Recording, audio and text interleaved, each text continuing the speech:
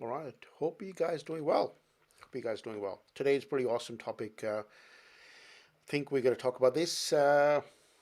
All the objections you're probably getting, either on the phone or either emails and DMs and all that. We're going to have a conversation about that today. Yeah, Lizzie, I know it's pretty cool, right? So, yeah, let's have a conversation, see how we can actually get that started. Welcome, guys. Welcome, Claudia, Michael.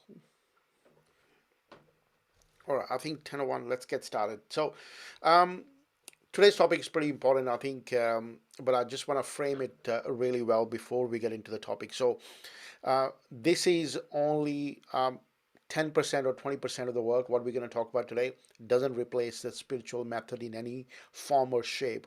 So, if you remember the spiritual selling method, what we had nine boxes. So today, what we're going to talk about is basically the last two boxes right at the bottom.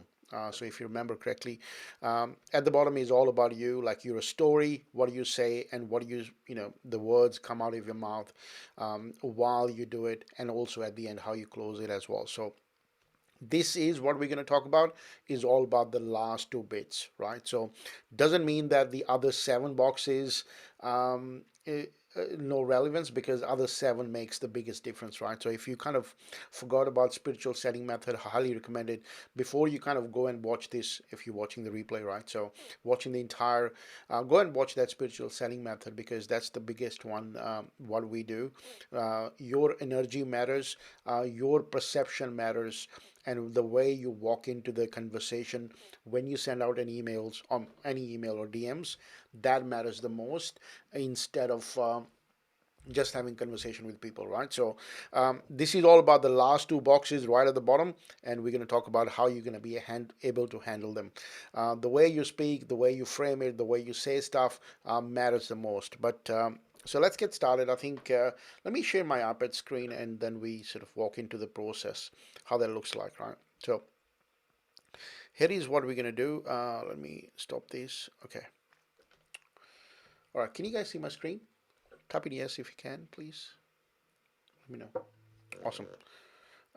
If you hear any static as well, let me know that. If you're hearing any static with the speaker and the mic, let me know something is going on here. So it comes now and then, but just see if that comes, right. So let's talk about our sales process, right? How does it look like, and what kind of objections you get? So you probably get different objection at different times, but what we're going to do is trying to cover most of them. Sometime you get over the phone, sometime you get through the DMs or emails and all that, but we're just going to look at it where you're getting that, right? So our sale process look like this, right? So we talk about sale at the end, um, and it's a start, right? So this is how we start the process. Um, so number one step for us is uh, we put a prospecting system in place. Doesn't matter what you do, we kind of have any system you put in place. We have a prospecting system in place, whether it's an email you're doing, whether you're doing lead ads or funnels or Facebook or any sort of stuff, right? So we put a prospecting system in place. Our intention is, when we put it, any of the prospecting system, is to get people to come here.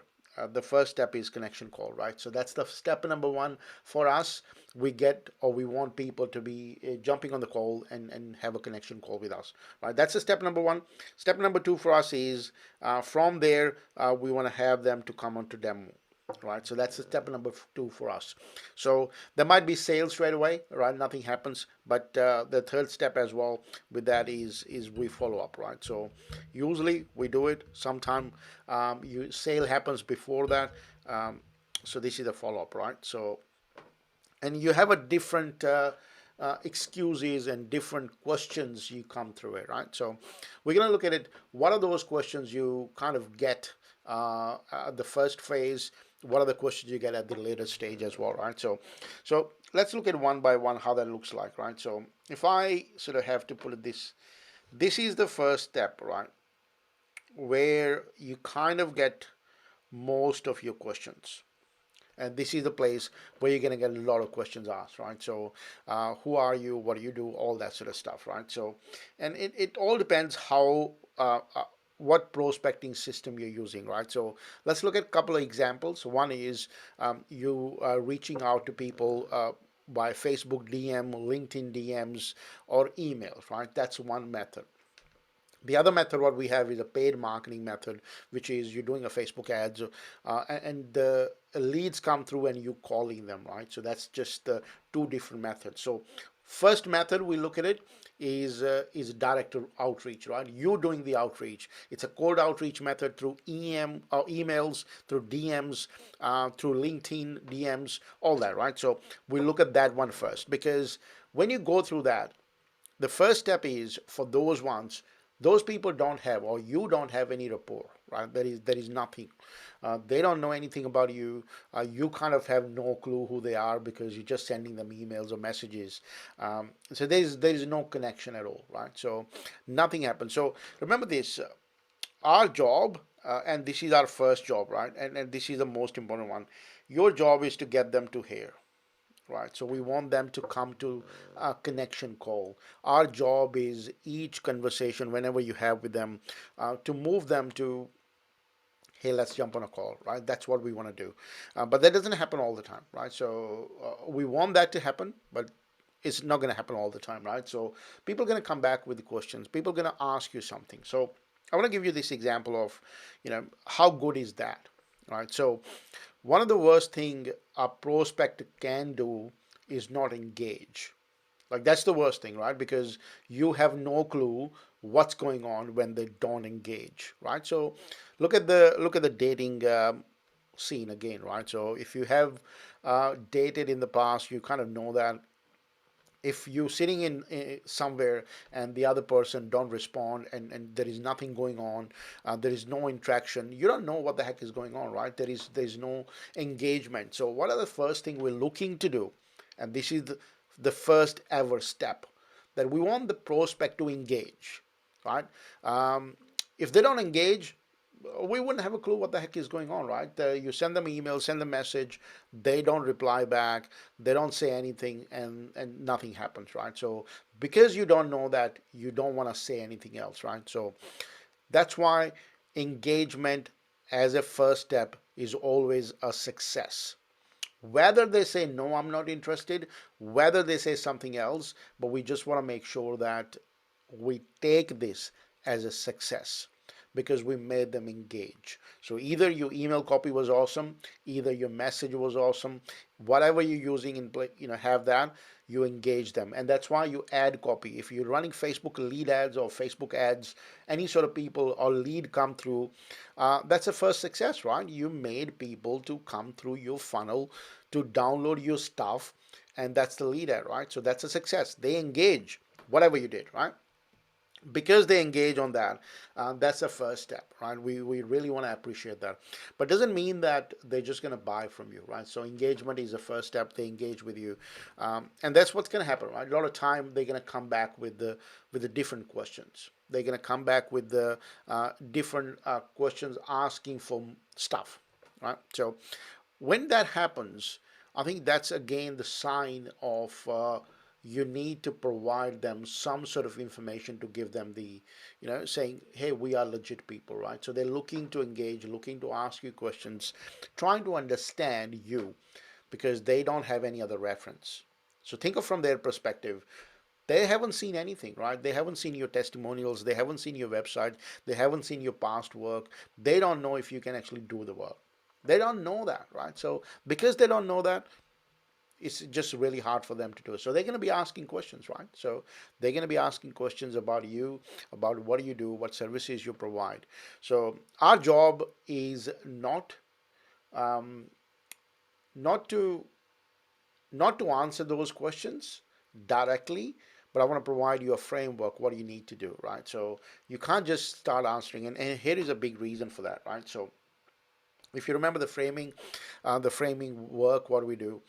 See, if either it's an email, either it's a DM, or either it's over the phone, whenever you kind of answering questions, it kind of becomes an interview, right? So they qualifying you, and they say, hey, what do you do? You say, this is what we do. How, how you help people, and then you explain them how you help people, and then how much you charge, and you tell them how much you charge, and that's it. Crickets. You don't hear anything from them. They kind of disappear in somewhere in the universe, and they don't get back to you, right? So what we need to do is we need to make sure that we don't let that happen. We don't let that happen. The moment it becomes an interview that you're sitting and answering questions, I promise you, you won't get a sale. You won't get sale at all, because the frame's being changed, and they holding the frame, and the person who have the frame kind of have everything. They're the person who kind of wins at the end. And if you don't have the frame, you won't get the sale. And that's one of the biggest thing, right? So remember that we don't want to lose the frame, even on the chat, even on the conversations. You stick to that. So here is what you need to do, right? So remember our goals. Think of them as a goal post, right? So if this is, oh, sorry, if this is the goal post, right? So let's look at these ones. If these are the goal posts we have, our job is to take people through those goals or gates. If that's what we need to do, we need to move people through that. I'll give you an example of this and to see, probably going to make sense. When you start a school for the first time, like you're growing up, you're in year 4, year 5, or year 6, when you're trying to understand school a bit better, or the schooling system a bit better. What if teachers at the time tell you that you're going to stay in this system for the next 10 to 15 years, or 15 years in the system, and you're going to be staying and going to school and university and learning, and and gonna end up spending so much money at the or debt, whatever that is, and then we can't even guarantee that you're gonna get a job, because only 20% people get a job in their field of their study. And you just gonna, even if you get a job, you're just gonna be sitting at a cubicle, working for somebody for the next 50 or 40 years of your life, right? So if the teachers sort of started to tell those to year 5 and 6 kids, I promise you by year 7 nobody's gonna show up at schools, right? Nobody's gonna show up at school, because they don't. They don't want the future to be like that. Nobody wants that. But nobody tells us, nobody shows us that this is what's going to happen. Right? So nobody says that you're going to be spending 15, 20 years at the schooling system and the university doing your bachelor's, master's, and all that. The reason is that is every year what you study is like a gate. It's like a goalpost. So you do year 4. They have a curriculum for year 4 that this is what you're supposed to do. If you ask them more questions, say, hey, this math is not for this, right? And they sort of take you to the next one, right? So you always kind of only learn what's as part of the curriculum's been given to you, and you don't get to teach anything else as a teacher, or student don't get to learn anything more than that, right? So they just learn what they're supposed to learn. So they put in a perfect system. So all this stuff which we kind of talking about was designed, right, by Andrew Carnegie type of people in late 1800s, 1900s, early 1900s, to build that system to so that people can work in the factories, right? It's an industrial age education system. What we need to do is pretty much follow the same method, right? So meaning that you have these steps, you have these gates, and you only give certain information before that, and people need to go through that to understand a bit more, right? So before that, it just doesn't make sense to give them that information, because imagine somebody started to teach master's level stuff at year 10 or year 12, right? So we don't do that. Nobody does it. The reason for that is just not prepared, right? So you need to take them step by step to get to the next level, right? That's the way human mind understands it. If I give you everything today, you wouldn't understand it, right? So remember that we go to events. You probably have gone 2 3 day events. We do 2 3 day events as well. um, as part of the event, you kind of learn a lot of stuff. Like, there's so much going on, and there's so much good information. You like it, right? So we enjoy it. The moment we come out of that, uh, we kind of think of the what did I actually learn? Because I spent 2 days.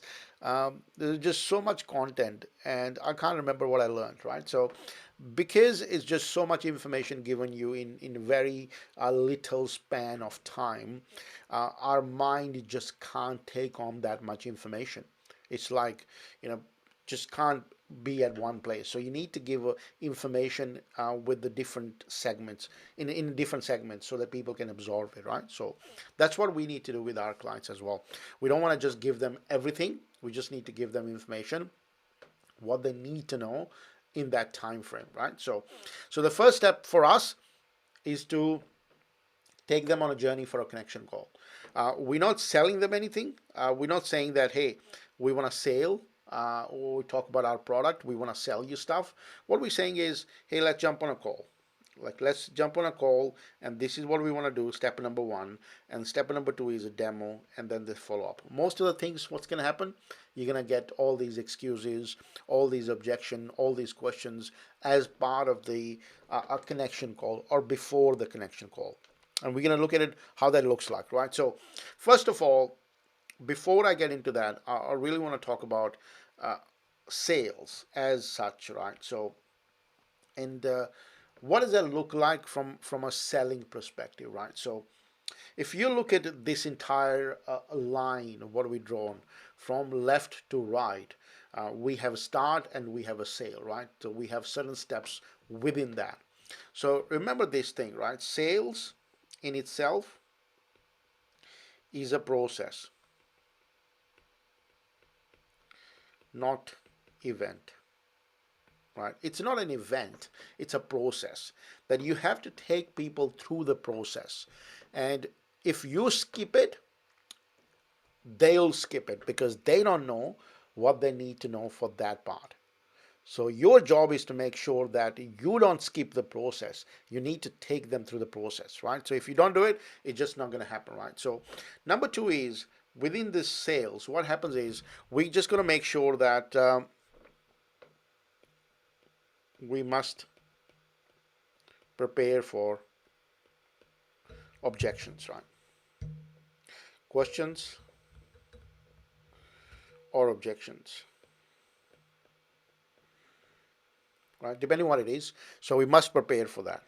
We must prepare for these questions, must prepare for these objections. So the better you are, the better you're going to get, right? So the more you do it, the better you get. I'm going to give you 7 of them. But what you got to do is you got to, based on your vocabulary, the way you speak, the way you say stuff, the way you write things, it has to come from you. So I'm just going to give it to you, what I do. But it might not be, you know, probably not going to suit the way you say stuff, right? So just make sure that you customize it based on the way you say things, right? So number two is, I think we call it the law of 5 objections. The law of 5 objection is you're going to see everybody kind of have 5 objections or 5 questions each time they come through the funnel or each time they go through the process. So they're just going to ask you 4 to 5, 3 to 5 questions or objections when they go through the funnel. So it's a law of 5 objection. The more you're going to do connection calls, the more you send out emails or prospecting systems, the more you have a conversation with people, the more you're going to realize they're just only 4 to 5 type of questions they always ask. Because they only ask 4 or 5 type, you can kind of get better prepared for that, right? So it makes it easy. Number four is one of my best, and I love it. Is all about the new decisions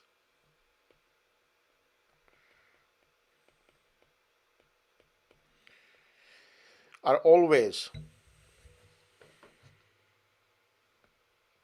made with new info.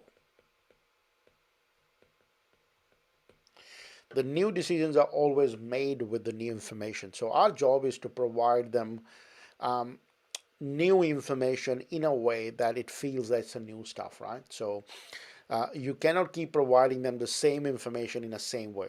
So the reason I say this is the more you get, good at what you do, the better you're going to get at providing information, probably same information in a new way, right? So the way I say it is, we kind of teach the same thing, right? So if you look at it, our curriculum, like the entire curriculum, if you look at it from start till the end, uh, it's basically started talking about the marketing you offer, your strategies, right? So, and we have a sales process which has pretty much, the connection call, the demo, the follow-up.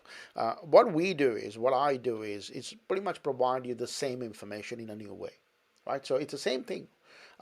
Nothing changed. The spiritual method is still stay as is.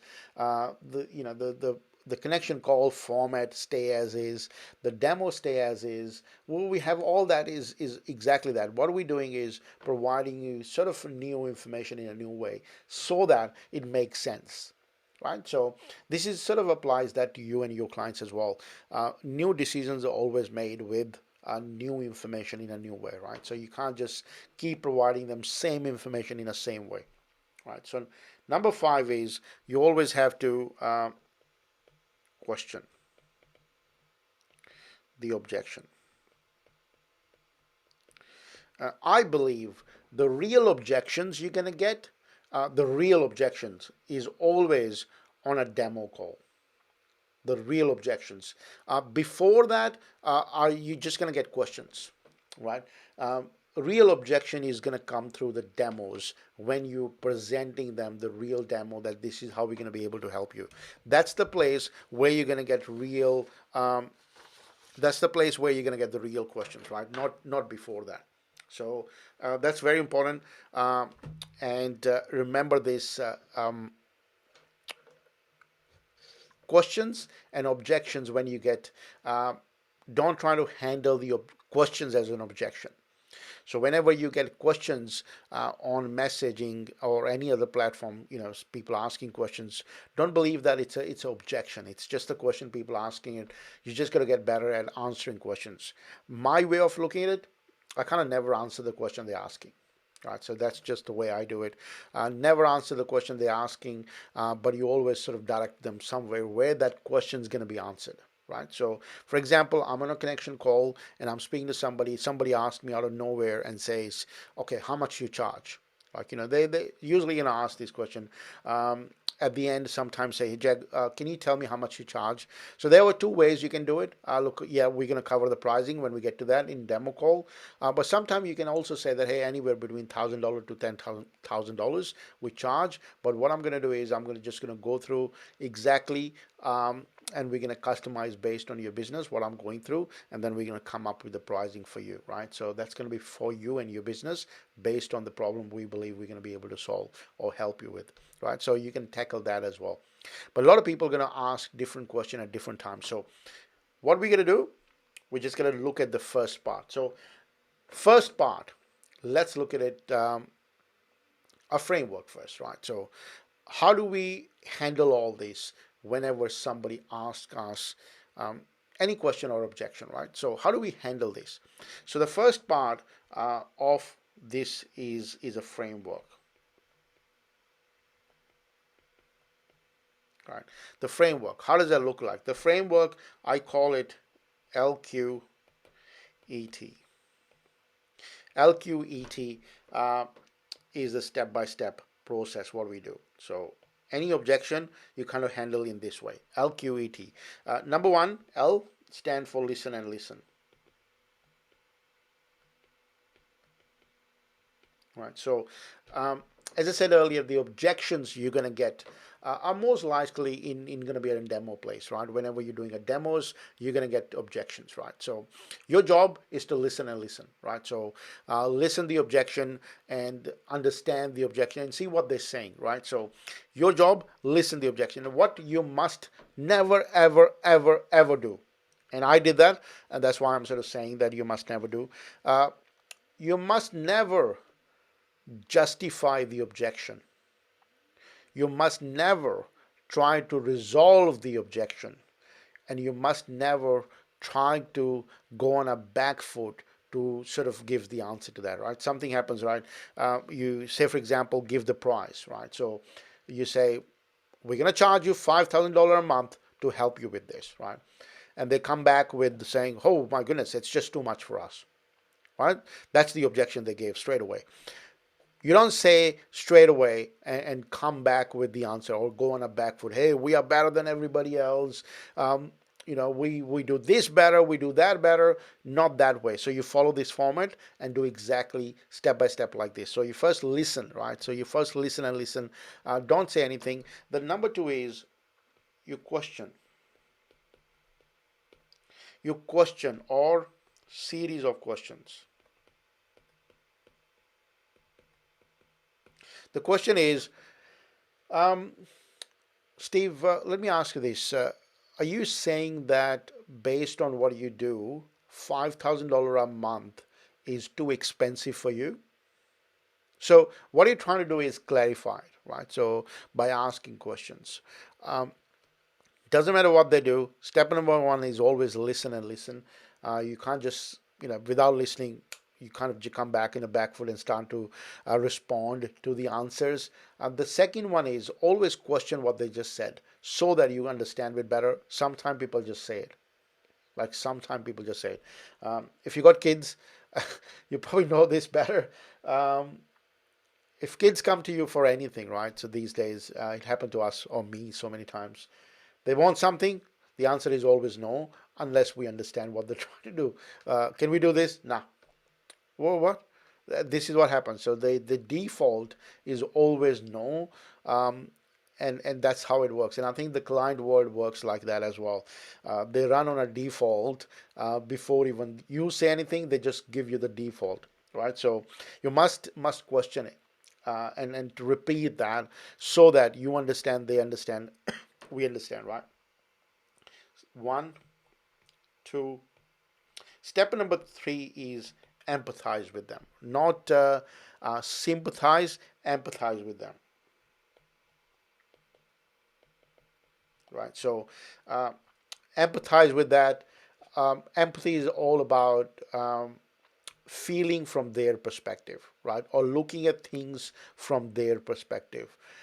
Not feeling that, hey, you can't afford it, or that's too bad, right? So, or, not having a sympathy that you can't afford $5,000 a month, but empathizing it from their perspective that, hey, I feel that, how you feel that you can't afford it. The way or the best method to empathize with people is a method called feel, felt, and found. Right, so that's the best method to do it. Hey, I feel exactly the same way. A lot of our client felt exactly that way before they started working with us. But what they found, or what we found, is after working with 3 months with us, they got ROI in very quickly. Right, so you change that based on what the objection is, but you must empathize it. Use the formula feel, felt, found. This is what I feel. Hey, I feel that exactly the way you said. Most of my clients felt exactly that way as well before they started working with us. But what we found is after doing work with us, they got ROI or return on their investment within 3 months, right? So, or any other information. Feel, felt, found. Number four is always test. Test the objection. Test the validity of objection. Test the validity of any sort of objection, right? So meaning that you want to make sure that that's the real objection. Sometimes people say stuff or it's just too expensive, right? So my response to that is always at the end is what if we show you exactly how you're going to be able to achieve that, or what if we handle the money part? Will you be able to sign up today? Right. So what if we handle this part, or what if we put this part aside for 30 seconds? Is there any other thing you see which might stop you buying the product or might stop you signing up with us today? So you put that objection on side, and we want to test that is it a real objection or there's something else going on. Like for example, hey, I don't have time for this. I'm really busy. Hey, what if we handle the time sort of tough? I'll show you exactly how you're going to be able to achieve that with less time. If we put that aside, is there anything else you see which might prevent you signing up with us today? Right? So you kind of make that wording in a way that you put whatever they're given you aside and ask that question, is there anything else you see? Because you want to see and the test the real objection. Unless you know the real objection, it's just going to be really hard, because what happens is a lot of people, and I did the same thing so many times, that they throw in any objection, and then you're trying to tackle that objection, and then you find out down the track that that wasn't even a real objection. That wasn't even they were thinking. That wasn't even, they had that in their mind, right? So that's what we want to make sure. So remember this. The first is we want to listen to what they're trying to say to us. We want to question that. We repeat that, or series of questions. We want to say that. And we want to make sure that whatever they say to us, we must empathize on that. And when we emphasize on that, we must test the validity of the objection. That is that a real objection? If not, then we gotta just fix that, right? Figure out what is the real objection. So this is the framework, 4 step. You kind of, but most of the objection, you're kind of gonna get a demo. Everything else is the question before that, right? So we just gotta understand how do we handle questions, because if you kind of answer all the questions, it becomes an interview, right? So you don't want to give an interview. The moment you give an interview, you lost that. So if I'm always very, I think I'm always very cautious. I would say I'm always in that space that I don't want to answer the question exactly the way it's been asked, right? So I want to put in somewhere to take the control back, and that's my job most of the time. That if the question's being asked, kind of provide the answer by not providing the answer, and then move them to somewhere else so that the answer can be provided, right? So my job, the first step is always a connection call, right? Anything's been asked is always a connection call. So let's look at it, some of the excuses or some of the questions you might get, right? So before I get into my questions, you guys done a bit of more prospecting now in last few years or months. Do you guys have any questions for me, or anything you get you might want to share? Anything you got from your prospect while doing it, and they said this, and then you didn't actually know how to answer that? Do you have any questions or anything which was asked as part of this? Like from here, if I look at it, this process to get to the connection call, and you've been asked some of the questions. If you got anything, let me know. Otherwise, I'll just walk through my things, right? So just unmute yourself and ask if you got anything. Otherwise, what I'll do is I'll sort of walk through what I received many times. All right. So Lizzie said, how are you different? Can you guarantee results? Right. So awesome. So these are pretty good questions. So Lizzie, just one thing.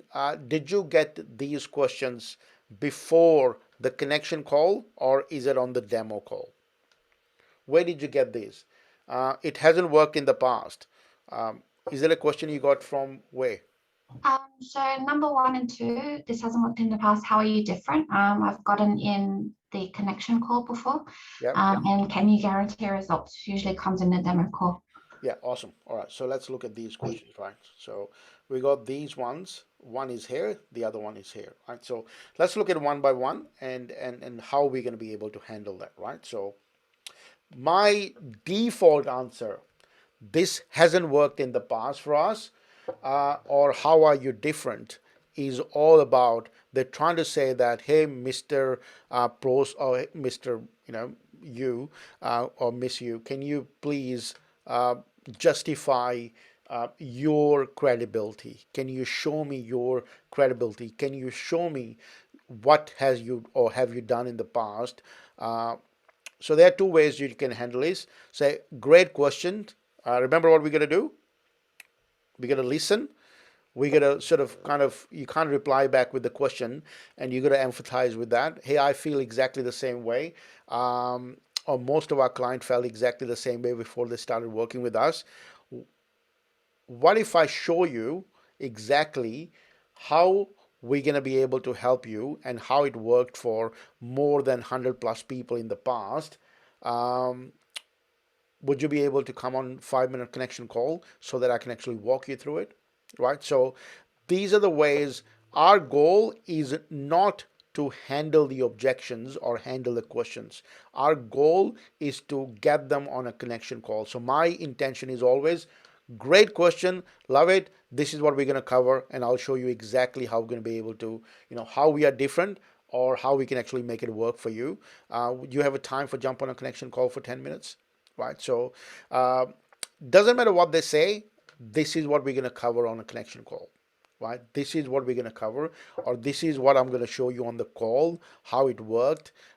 You're not going to show them on a connection call, right? Connection call is all about you kind of finding out exactly, right? Finding out exactly step by step how you're going to be able to help them first, right? You got to understand the problem. You're going to understand if you can actually help them, right? So the first two is always, hey, we're going to talk about this. Hey, I'm going to show you exactly how this worked for so many other of our clients in the past, and or how are you different? We're going to talk about this, how we are different than other people on the call. Do you have a time? Right? So change the wording, but what we want to do is we're going to show you on the call, right? So the last one is, can you guarantee results? The question is, can you tell me whatever you're showing me, is it really going to work? That's the question they're asking, right? So, what kind of guarantee are you looking for? Right? So, anytime they ask you for guarantee, you always question that. Listen and question that. What kind of guarantee are you looking for? Like, and they're going to tell you that you're saying you're going to be able to get me the leads. Yeah, 100%. We guarantee that we're going to be able to help you get leads, right? So um, always, always, always question the guarantee scene, right? So what we do, and I always did that as well, we kind of provided 14-day money back guarantee for everything. If they don't like us, we don't like you. Thank you very much. We don't need to work together. But then what I did is I kind of changed that the first 3 months. So the way I solve that is always like the way we work is the first 90 days is we're going to see you and you see us, is are we right fit for each other, right? That's why we don't do long-term contract initially, because the first 90 days is for us to see if we are the right fit for each other, right? For the first 90 days. After 90 days, we'll do a 12-month contract after that, or 12-month agreement after that. The first 90 days is all about we understanding each other. If you don't like us and we don't like you, we don't need to continue after 90 days, right? So that's the other way to do it, to make sure that they understand that it's only 90 days worth of work, right? So does that answer your question, Lizzie? Yes, that's great. But what if they ask something like, how many leads can you get me per month or something Yeah. like that? Again, same thing, right? So you listen to that. How many leads can you get me in a month? The next question I would always ask, same, how many lead would you be looking for? Right? So always, always, always, always. See, here's the reason for this, right? So you don't want to answer the question by just answering the question. And the reason for this is, and the big reason for this is, if you look at it the way the human mind works, this is a box, and we all have this box in our mind, right? Doesn't matter what question we ask, and there is a question about stuff in our mind. In my mind, whenever I'm asking a question, I kind of, I kind of have the answer. I kind of looking for the answer. I have that number. Like for example, and when I say to, like, I'm the business owner and I'm asking marketing agency, right? I'm asking a marketing agency, all right, sounds good. Like how many leads can you get me in a month, right? when they ask me this question, they already have something in their mind before they ask you that question, meaning that they already have a number. They already have something, the answer to that question in their mind. That number might be something like this: 30 leads, right? Or 20 leads. They already have that before they even ask you that question. You don't know that what number they have. And if you respond back to that question with the number, what's going to happen? Most likely, it's going to be a mismatch. Whatever number you're going to respond back, right? You 10 leads, whatever number you're going to respond back, it's going to be a mismatch because it's really, really hard to judge what number they have in their mind. So, doesn't matter what it is, whatever the question they ask, you always, always, always reply back with the answer in a way that what you want. Like, for example, um, can you guarantee me the results, right? So now I don't know what guarantee they're looking for, and I can talk about 15 type of guarantees. I can give it to them, but if the number mismatch happens, meaning that they have something else in their mind, I'm going to lose that client, right? So my question is always, hey, what kind of guarantee are you looking for? They might just say, can you guarantee me that you're going to be able to get me 10 leads? Yeah, absolutely, 100% guarantee, right? 100% guarantee that I'm going to be able to get you 10 leads, right? Or how many leads can you get me, right? Based on the numbers you have in your business, how many leads would be good for you every month, right? How many leads would you be looking for, right? So always, always, always reply back with the question. So these are the demo things you're going to get, right? Does it answer your question, Lizzie? Yes, thanks, Jed. No problem. So this is one thing we're just going to practice more, and you're going to get good at it. The other thing is all these questions, right? Whenever you have these questions from people, um, look, to be honest, they kind of want to understand that, hey, do you have a credibility in the marketplace? Um, hey, do you have have you done this kind of work before? Has it worked in the past? So what they're looking for, and this is by default, everybody's going to be looking for, and your job is to provide these answers directly or indirectly to your prospect, right? So you don't need to give them step one all the time, but they're looking for it. And you got to keep in mind, right? They're going to be looking for it. And you got to learn to provide these answers indirectly to them. Number one is they always look for it. Has it worked? Worked for others, right?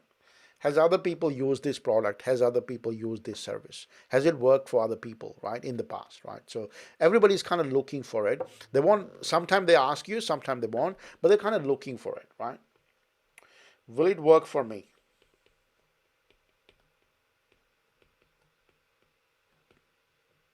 Right? That's what they're asking. Indirectly, they're asking this question. Hey, will that actually work for me? Right? Has it worked for other people?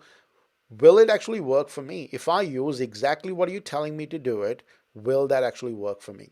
Right. So a lot of people, what we do is we kind of forget that they need answer to these questions, and we'll kind of justify with the features and all that. But indirectly, if you answer these questions, that I think we have covered that a little bit in a demo call as well. That we have one slide is all talking about this. Hey, you might be thinking, right? Hey, you might be thinking, has it worked for other people?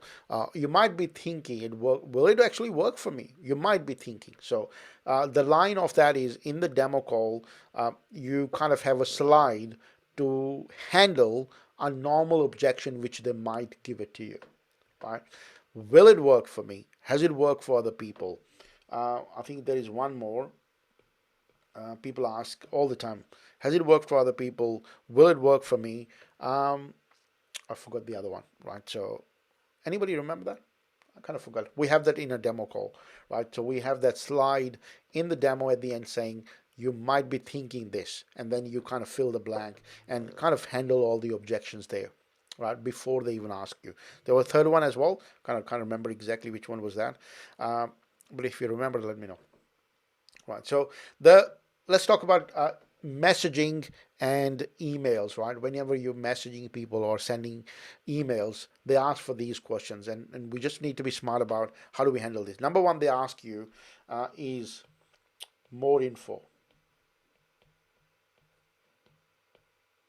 They ask you more info.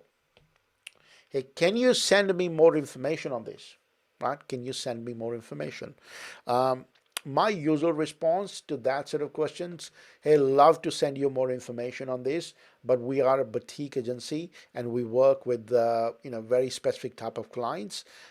We don't have one specific type of information which I can send it to you. Do you mind jumping on a call with me for 10 minutes where I explain you or walk you through exactly how we're going to be able to help you, right? So that's one way of handling it, right? So the other one is you can actually reply back to that email. I usually do that with the DMs, Facebook DMs. Is if somebody asks you, hey, can you give me more information? Um, so my response is, hey, I just want to make sure, can I ask you some question so that I can send you a relevant information? Can I ask you some questions? Right? So then you can do the same thing by email as well. Hey, awesome. I'd love to send you more information, but before I send you information, can I please ask you some questions so that I can send you relevant information? Right? You can do that as well. So reply back to them with that same email. Can I ask you some questions? So one thing which you must never, ever, ever do, whether it's an email, whether it's a DM, that you send them questions in one go. Right? So for example, um, hey, love to send you more information on that.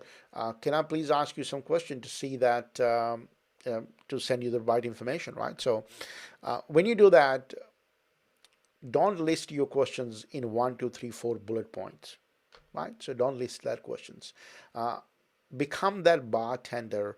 Uh, when you go to a bar or when you go to a pub, when you're sitting on a stool there on the bar itself and you ask some questions, the bartender come in, sort of have a conversation with you. Hey, what do you want? And how's everything going? And then sort of goes back and does his or her job and come back to you after, say 2 minutes and start the conversation again. So you got to be like that.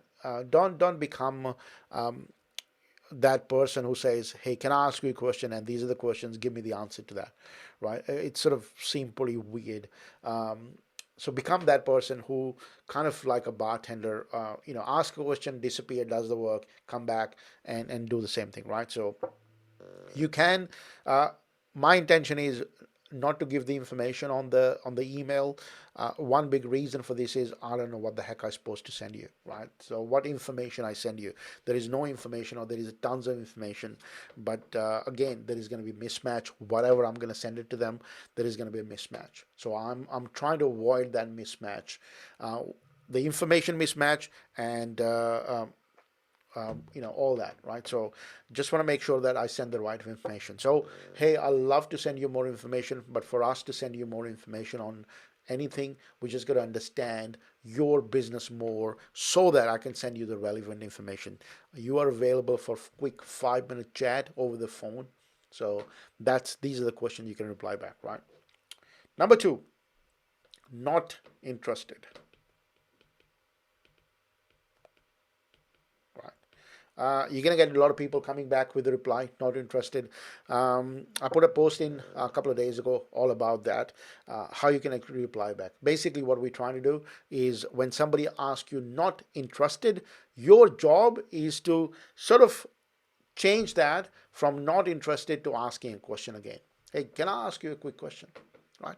So basically, changing that from not interested to making them go to the other side and asking question and engaging them with the question and answer. Number three, they might come back with saying, um, how did you get my ID? Well, how did you get my email address? How did you get it? Right? How did you get my ID? Who got that? Has anybody gotten that yet? Did you get it? How did you get my email address? Like people ask this question. Yeah. How did you get my email address? So the usual response is one thing, you can ignore it, right? First thing.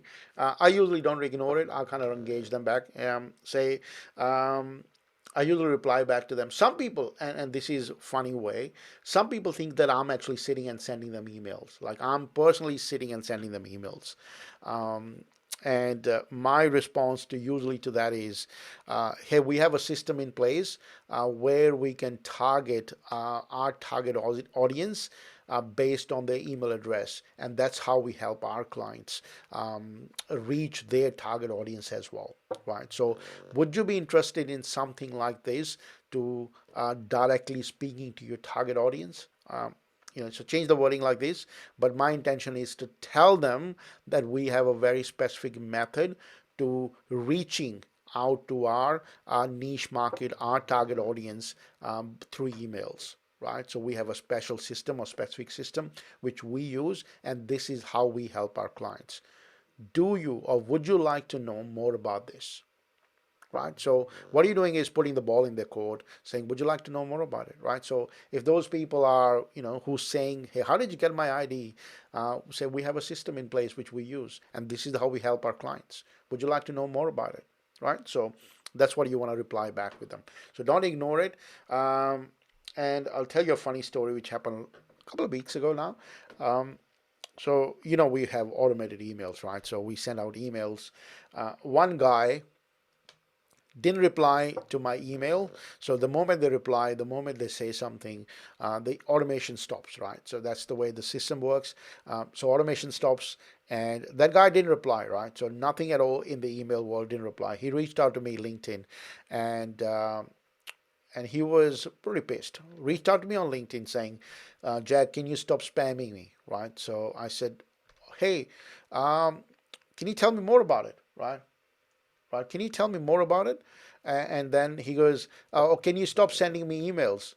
I said, oh, love to stop sending you email. What's your email address? Like, what's your email address? And he sent me email address and all that. Then I said, hey, one quick question. What made you not reply to that email? Which I was sending. And then he goes, oh, I'm just busy. And I'm glad you reached out to me on LinkedIn because I like to connect with people personally as well. What sort of business you have? And then he goes, hey, we run this, right? Awesome, great. Hoping everything is going really well, something like that. I sort of sent, hoping everything is going really well. Then he replied back with yes and saying, yeah, so the end goal is nothing happened, like there was no connection call or anything. But the guy kind of was really pissed off. Instead of replying to my email, reached out to me on LinkedIn and said, can you stop sending me emails? I was like, all right, love to stop sending you. What's your email address? Right. So the other one is busy. Reach out after I don't know, dash, dash, dash. Reach out to me after 17th of November. Reach out to me early in mid next year. Reach out to me that time and this time, right? So you're gonna get a lot of people coming back to you with this kind of, hey, I'm really busy right now, and can you send me an email next year sometime or in the next 5 years? Then we'll have a conversation, thinking that you are just sitting and free and you don't have anything else to do. Um, so my reply to that is, oh, I'm glad you're busy. We are busy as well. Do you think or are you interested in doing something like this in the next 3 months? Right. So my question, whatever my offer is, if I'm sending them, are you interested in? So I'm not going to put in a reminder in my calendar and trying to reach out to them whenever they said to me that I'm going to reach out when they are not even interested. Right. So why the heck I'm going to put a reminder in my calendar to reach out to them next year sometime when they're not interested or they don't have a budget? So my response to that question is always, hey, love to catch up next week or love to reach out to you, Master. Can you please tell me if you have a budget for this kind of work or paid marketing in the next 3 months? Or are you looking to spend more or are you looking to invest more in the next 3 months on paid marketing to reach more audience? Right? So I really want to be super clear that they are interested in doing that. Right? If they are not saying, hey, we don't have a budget for that, we don't have a budget, my response sometime to that budget question, I think you're going to get a lot of people if you reach out to mid-sized businesses. Uh, my response to the budget is, we don't have a budget for this. Hey, what if I show you a way to ask for more budget for this kind of work where you get like 3x or 5x on your ROI, right? So, what if I show you a way and asking for more budget? Uh, what if I show you a way, right? So, what it means is budget sometimes they just put it on somebody else's shoulder. My way to handle that is, what if I show you? Like, let me show you exactly how to ask for more budget. If I show you how you can actually get more ROI. A lot of people say that, some of the questions you always get, no time, right? This happens is when you are on the call, like, you're doing a connection call, and this is really weird, and a lot of people do that. When you're on the call, the first call is hi, hello, how are you, and all that. The response is usually like this: Jag, I'm super busy today. Can we make it really short? Can we make it really quick? Because I've got a lot of other things to do. My question to that is, Steve, this is going to take a bit of time, and I need your 100% attention on this. If you have a lot of things going on in your life and business, let's reschedule this call. And I need your 100% attention. I need you on this call. If you can't give me your attention because a lot of other things going on, well, let's reschedule that. Why would I spend my time and your time on this call? And then you usually, hey, no, no, no, sorry, I'm free right now. Let's have a quick conversation, right? So they just put the guard away and they talk. Like, think of that as you're asking somebody out for a dinner, right? And the girl is ready saying, yeah, let's have a dinner. Saying on the dinner, you say, sorry, I've got a lot of things going on at work. I'm really busy. And the girls are sitting on the other side. She's probably going to say, what the heck you invited me for dinner then? If you are busy, go and do the busy stuff first. Don't ask me to come for dinner if you're really busy, right? So don't do that.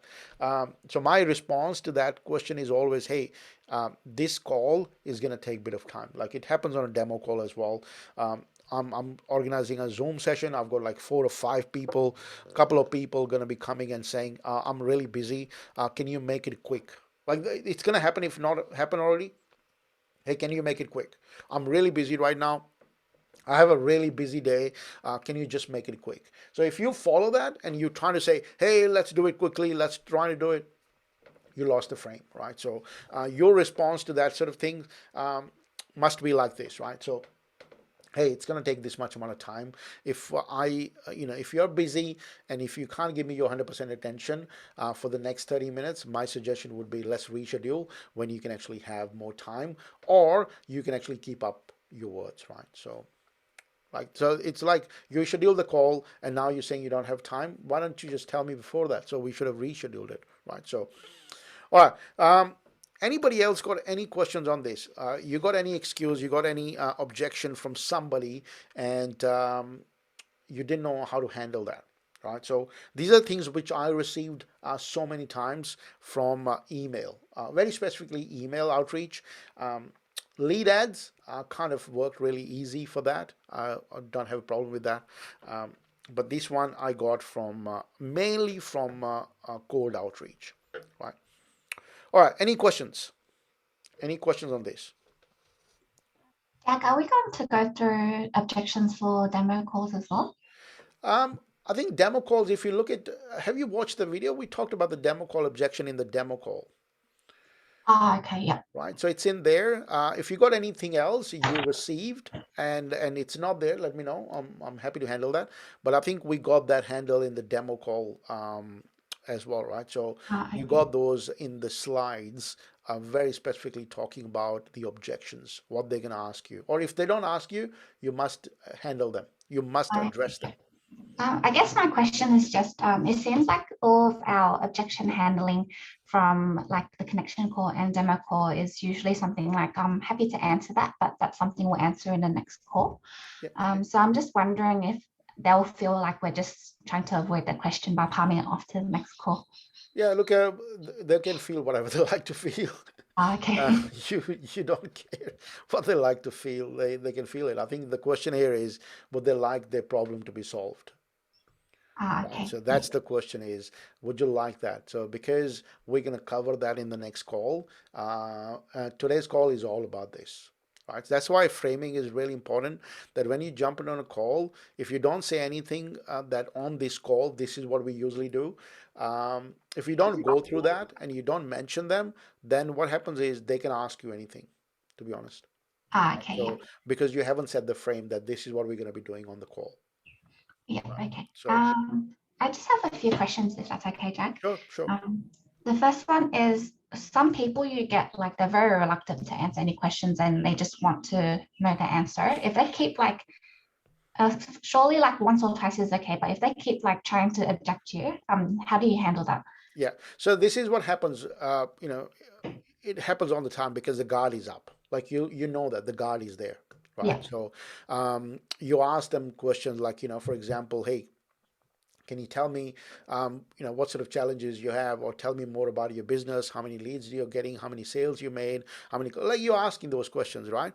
Uh, Sometimes people don't want to answer that, Yeah. right? So my response, I think you need to be a bit stern, like in that sort of question, because you cannot provide the information, you cannot provide them anything unless you have that, right? So, uh, so what you can do is that, Steve, look, I understand we met first time, right? I understand that you don't know me and I don't know you, and it's really hard to trust people when you met them for the first time, right? So, and I completely understand it. Remember that our empathy, empathy part, right? So, we need to say that. Look, I completely understand you can't trust me because I don't know you, you don't know me, right? So, but for us to help you a bit better, for us to understand your business better, for us to provide you the solution, I really need to understand some of the things which I'm asking, right? I really need to understand it, right? So, are you okay to give me this information? Are you okay to tell me how many leads did you get last month? Right? So what are you doing is you're trying to put the guards down. Everybody's got a guard up, like because they don't know you, they have a guard up, right? So what are you trying to do is destroy the guard by using the empathy tool. That hey, this is what happens, right? That this is, I understand that. Like, I understand you don't know me. So it's really hard for us to provide the information, but we can't help you if I don't have this information. So are you okay for me to ask you this question? Are you okay for me to, or are you okay to provide me this information? And if the guard is still up and there's like, oh, I don't know, look, I don't know what I want. Look, and we got to be smart about it. Like, um, we can't ask, like I don't ask on the first call what was their revenue last year, right? I don't ask that. What we talked about in the connection call, if you remember that, we asked them last 4 weeks or 6 weeks the results. How many clients did you onboard in the last 4 weeks, right? Because I really want to be relevant today. How many clients did they onboard, right? So I don't want to ask them what they did in the last 6 months, right? So just got to make sure that we answer. Uh, if the guard is up, we got to bring it to the table, right? Call the elephant, and don't just ignore it. Like don't keep going forward. Like it happened to me one time. There was a girl sitting in one of my events, and that was like one of the worst thing you could do. Uh, and I ran the event for 30-40 minutes, and there was a live event, and that girl was sitting on a phone, and she didn't even look up and listen what I was saying, and just on the phone. Um, I had to stop in the middle and ask her to leave because it was just so bad for other people in the room. Um, you gotta sometime be really, really stern and say stuff if things are not working the way you want them to work, and saying, look, I understand that you don't want to give me this information, but I can't help you unless I know this. Does it answer that question? Yeah, that's awesome. And another like I think personal objection I have is because I personally haven't gotten them results yet. I don't know if I feel comfortable saying like I'll be able to get you these results or whatever. Yeah. So for that sort of stuff, I think honesty is the best policy, right? So, and what works the best, and people appreciate that. Hey, I've just started my marketing agency, and I know you must have been thinking how I'm going to be able to help. Look, we just started our marketing agency, so I'm going to give my 100% because I really want my clients to get results. So why I believe it's going to work for you, the people I'm learning from. Like I'm learning from these people, I'm learning from this school, I'm learning from this, place where my, mentors have helped more than 600 plus people, and they have a systems and processes which I truly believe can help you as well. Right. So you can actually change that instead of putting it on your shoulder and saying you have gotten results.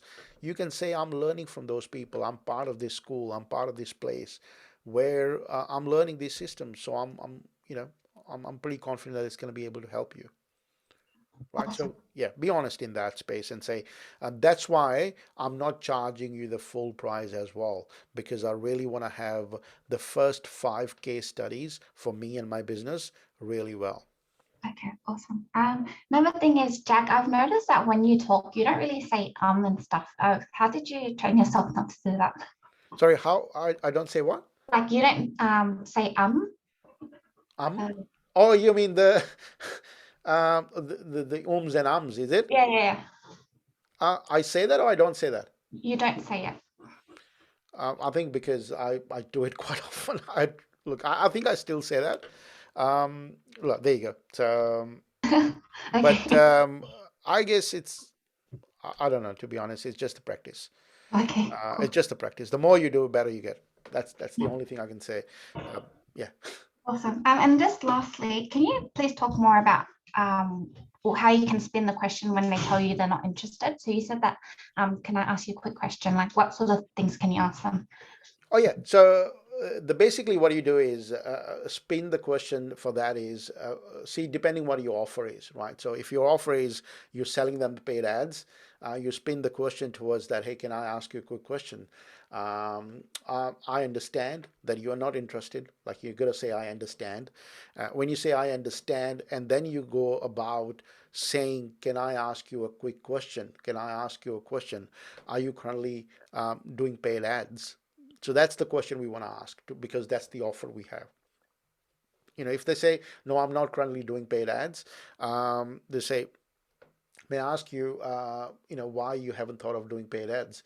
Would you be interested if I show you how you're going to be able to use paid ads to grow your business, right? So you kind of spin that the other way around. So no, not interested is a very simple answer to anything, like not interested, right? So what you're trying to do is move their attention from you trying to sell stuff to the conversation, right? So there is no selling, there is no pitching. We just want to understand what are you doing, right? So I can't remember. I think I put an article a couple of days ago about this. Have you had a chance to look at it? No, not yet. Right. Okay. Have a look at that and ask the question below that if you get a chance. Okay, Um, sure. yeah. So that's just the email reply. I've got the script there. I think I'll send it to you as well. Okay, Just thank you.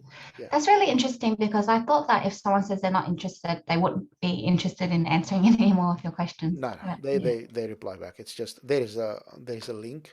Um, and yeah, check it out. I'll put the link in the chat. Um, yeah, so check it out, and that's just I'm not interested. What you do is you kind of reply back with them saying, I understand, but if I could ask you a real question, right, real quick, then you ask them are you currently running paid ads? Are you currently creating content on LinkedIn? All that sort of whatever your qualifying question is, and related to your offer. Cool. Awesome. Thanks, Jack. Super No problem. helpful. No problem. All right. Any other questions? All good? All right, guys. That's it from my side. Have fun. Enjoy your day and week. And I'll speak to you guys very soon. Bye.